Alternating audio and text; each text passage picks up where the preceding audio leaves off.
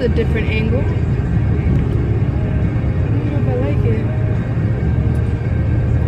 Feels weird. I don't like this. I might change it.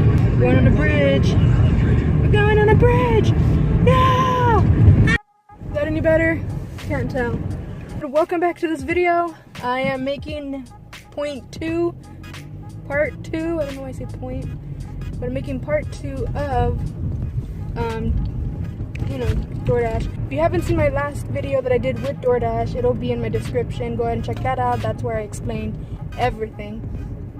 But this one's really just gonna be a little small video for tips that I didn't get to explain before, and that a few people actually have asked me in the previous video. So I'm gonna go ahead and go through those today. One of the tips for driving with any of the rideshare apps is make sure you have your license at all times, which I know seems like common sense because you need to carry your license when you're driving in general, so you should already have it. But if you don't, make sure you do, because some of the houses, like the one I'm about to come up to, have security guards. To the family, I'm just here to drop off a delivery. Mm-hmm. Okay. And how is the ID and the address where you're going?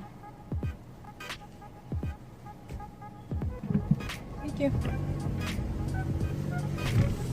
So yeah, that's tip number 1 for you. Go ahead and carry your license with you, because they're not all going to be like that. Of course, the one time I actually filmed the security guard, and they're nice. They're not always like that. There's a sheriff behind me. Tip number 2, don't speed, because then you get stopped by the cops.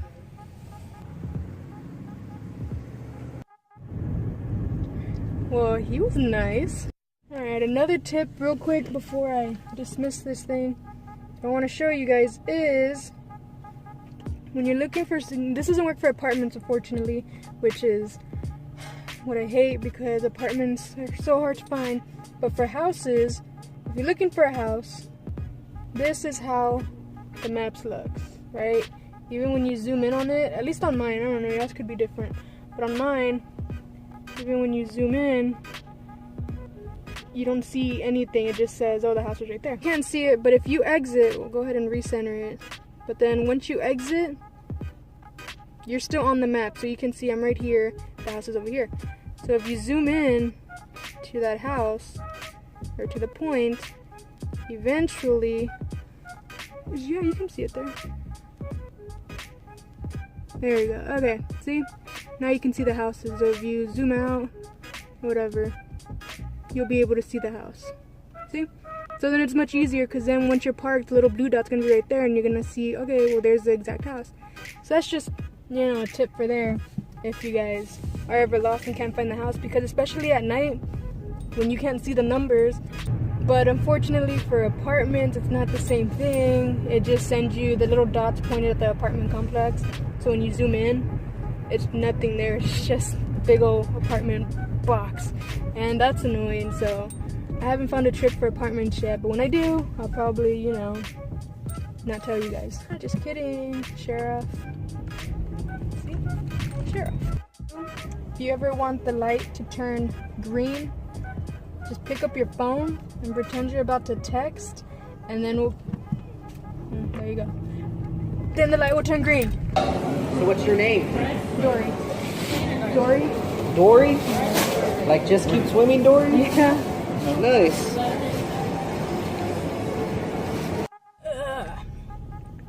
Dory jokes. So the next tip is, somebody had asked me in the comments about the hot bags and whether or not if we take them off when we pick up an order, or if we use them in general. And really, I don't really use them as often. 1, because sometimes the order is too big to even fit in the bag, and 2, because, say for instance, the restaurant's really busy, right? You're going to, and some owners from the restaurants, even though they signed up for DoorDash or Postmates, they still get kind of aggravated, for instance, Chick-fil-A, really. Me and a friend who also works for DoorDash have had the same experience with Chick-fil-A, and I don't know, they don't seem to like us. But yeah, so it's usually just like a you go in, you go out situation. Yeah, so I personally never take the bags out. I mean, if you're more comfortable with taking the bag, I mean, go for it. It's not, I'm not saying not to take the bag. It's just whatever you feel comfortable. It's not a necessity that you take it. And you can see both my bags are right there. My hot bags, Postmates and DoorDash. They're both in the bag because I rarely use them. The only time I've ever had to actually use them is when I had to take 2 orders at once. And I can say this right. Okay, sometimes you'll get 2 orders for 1 restaurant. So say you'll be at that restaurant after you drive to that restaurant. Another order will come in from the exact same restaurant, so you accept it. Now you have 2 people's orders that you need to pick up. Okay, so when that happens, that's when I use the hot bags. I still don't take off the hot bags though, for the place. But when I come back to the car, I'll put one customer's whole order, if it fits, in the bag, and then I'll put that in the back, and then I'll put the first whoever I am driving to first, then I'll put their order next to me, and then I'll take off from there. So that's really how that works, and that's really the only time I ever use that bag. But other than that, I mean, if you have to carry drinks and the bag itself that you get from the restaurant doesn't have the handles, then use the bag. That's another reason to use it, I guess. But for the most part, you don't really have to use it. Same with the shirts, I guess. As you can see, that I don't think I was wearing the shirt in the last video either, the DoorDash one, because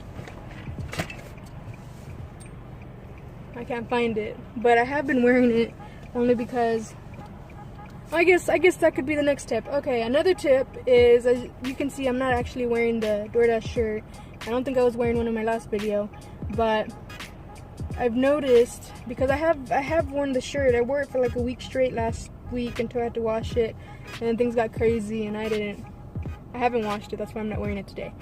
But I have noticed when you do wear the shirts, and again, you don't have to wear the t-shirts, but if you want, say if you're new to DoorDash, I would recommend you do wear the shirt for a week, just until you get used to the actual process of DoorDash. Mainly because I've noticed that 1 week that I did wear it straight, it is so much easier to get orders from people.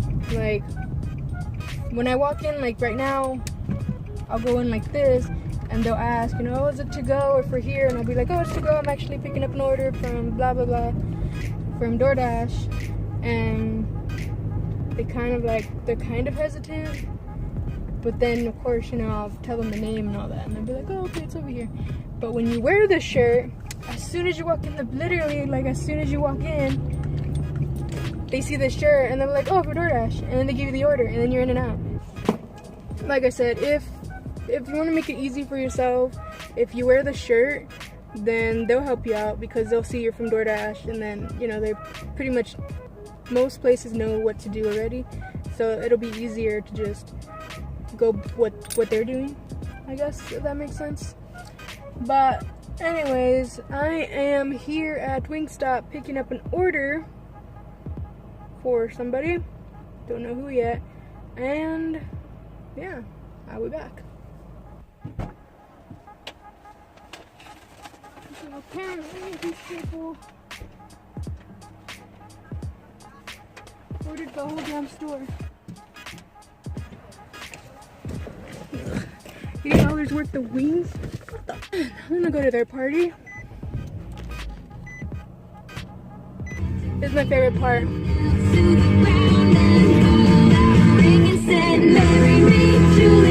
So another tip would be to make sure you read the instructions for DoorDash. Sometimes it'll say to not ring the doorbell and to knock on the door instead, or it'll say to leave food on the tabletop that's outside. It'll give you instructions, but you have to make sure you read it, because customers will complain for that. So that brings me to my last point, which is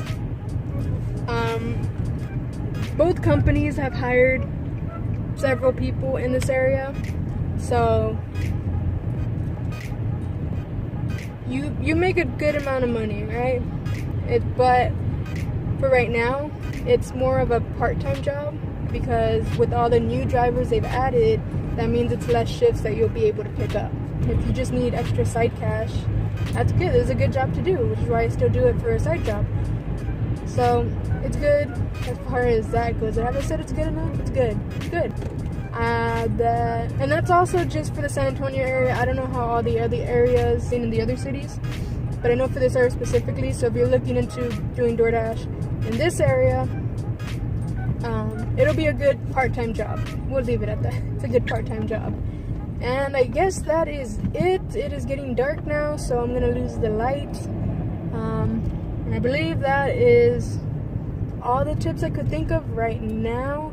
If you have any other questions, or if you can think of anything else that I need to discuss, go ahead and leave it in the comments below, and I will answer it, because, you know, just like text messages, I'll get to it eventually. I hope this video helped at all if you're considering working for DoorDash. So I guess that's it for today. I gotta go do more deliveries, so I will continue that. Until then. Also, side note, it's already dark. Damn it. I just want to apologize if the video turns out to be really confusing and all over the place, but I was making deliveries and attempting to do it at the same time, so yeah, sorry.